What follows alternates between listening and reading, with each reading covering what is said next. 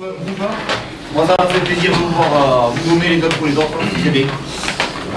Il manque encore quelques trucs, des erreurs sur les touches, petit problème sur touche, c'est dommage. Si on arrive à conserver ces ballons, on aurait pu faire plus mal. Dynamiser un peu plus.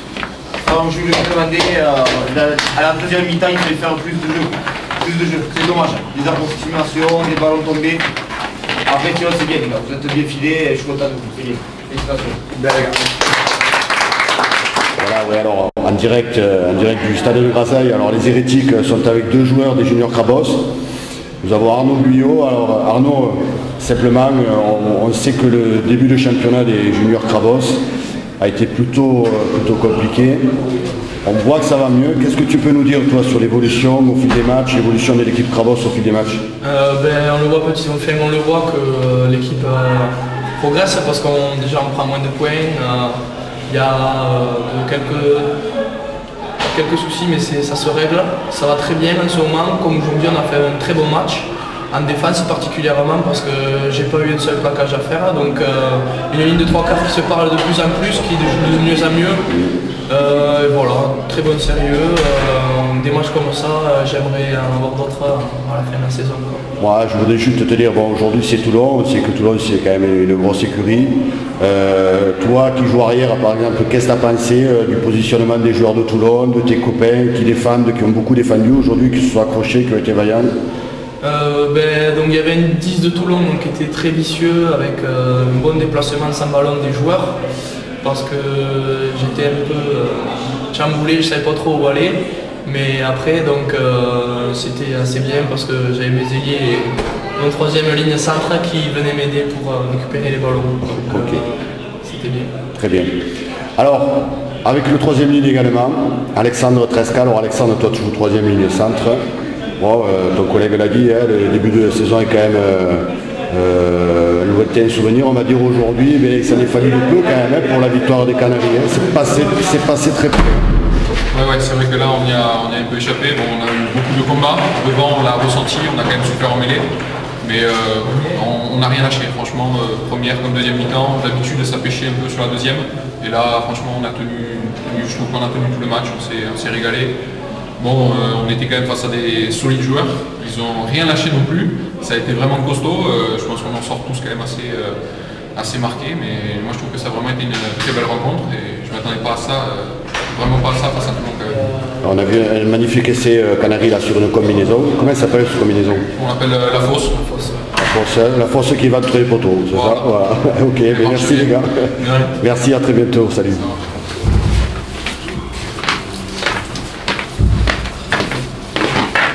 Bien, oui. Oui,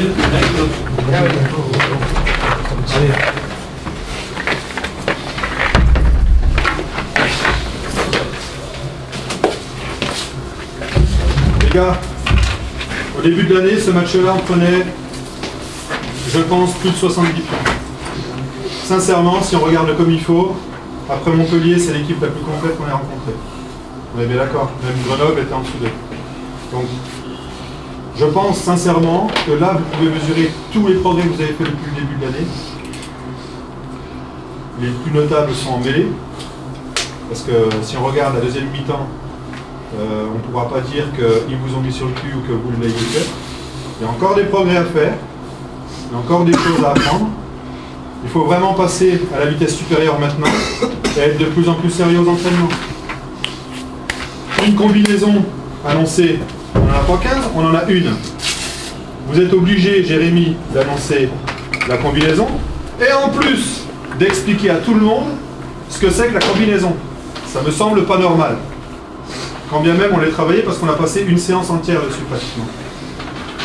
Donc là, c'est votre responsabilité à vous de vous dire putain, on a travaillé tout ça, on a travaillé la touche, le déplacement c'est celui-là, le soutien c'est celui-là.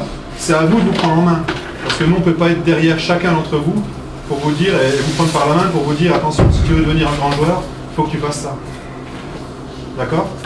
Vous avez démontré aujourd'hui que contre des mecs qui physiquement vous en rendez peut-être 10 à chacun d'entre vous, que vous étiez capable de faire un match très bon. La première mi-temps, vous êtes sacrifiés, vous avez usé tout ce qu'il y avait. La deuxième mi-temps, les mecs, ils ont fait exactement ce qu'on a attendu d'eux, c'est-à-dire amener de l'énergie, amener du jus.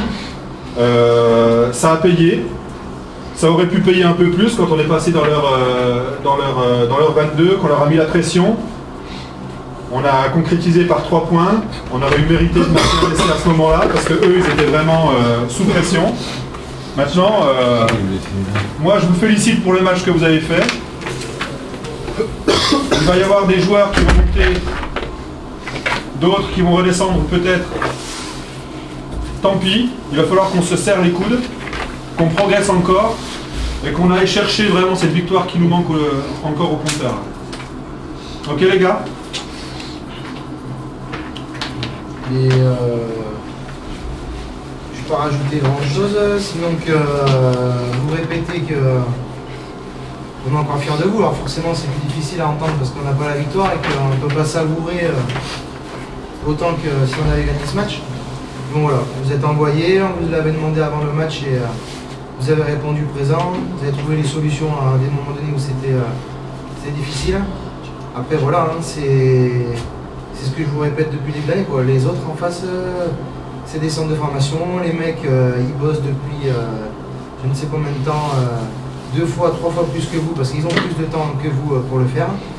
Voilà quoi, c'est dommage que, comme l'a dit Johannes, sur une combine qu'on annonce, la moitié de l'équipe se pose la question, c'est quoi déjà ça quoi. Alors qu'on l'a bossé quoi, c'est une certitude qu'on l'a bossé, je me rappelle. Non voilà quoi, c'est des petits détails et la fausse que vous annoncez. Ouais, la moitié qui ne savent pas quoi faire, on se retrouve à faire une passe sautée 15 mètres dans le dos à Hugues. Donc voilà, ces petits détails, le problème les gars, c'est que si on ne les règle pas, on peinera à progresser quoi. On restera là où on est quoi, donc c'est-à-dire à se battre comme ça et à faire chier les équipes d'en face parce qu'ils ont douté quand même, ils ont été dans la merde pendant un petit moment. Mais bon, si on continue pas à vouloir encore plus s'engager, à plus s'investir dans ce qu'on fait, à être plus sérieux aux entraînements, plus attentif, c'est tout ça quoi. Après, sur l'engagement, rien à dire, on ne peut rien vous reprocher. Il n'y a rien à dire. La semaine prochaine, on a encore une grosse équipe qui arrive. C'est le premier match de la phase retour. Il y a des mecs qui vont descendre parce que les espoirs ne jouent pas. Donc les 4 échelles qui sont avec eux vont descendre la semaine prochaine. Donc on sera un petit peu dans la même optique que contre Narbonne la dernière fois. Donc voilà, battez-vous, montrez que vous avez envie. On repart dès mercredi à l'entraînement. Et voilà, aux entraînements un petit peu plus sérieux, de ne pas faire tomber les ballons comme on l'a fait mercredi, vendredi. Après voilà, hein, c'est sûr que les conditions aujourd'hui n'étaient pas évidentes pour faire du jeu. Mais bon, mettez-vous ça quand même dans un coin de la tête, vous faites des efforts énormes quand on vous demande le week-end. Ces efforts, faites-les tout le temps, même aux entraînements. Et vous verrez qu'un jour ça paiera. Et bon, soyez fiers de vous, allez boire un coup ensemble ce soir et on repart dès la semaine prochaine pour attaquer et puis voir si on continue à progresser parce que par rapport au premier match, il n'y a pas photo, on est parti d'ici, maintenant on est là, il faut que la deuxième phase on monte encore. Félicitations pour l'investissement que vous avez mis sur ce match pour moi.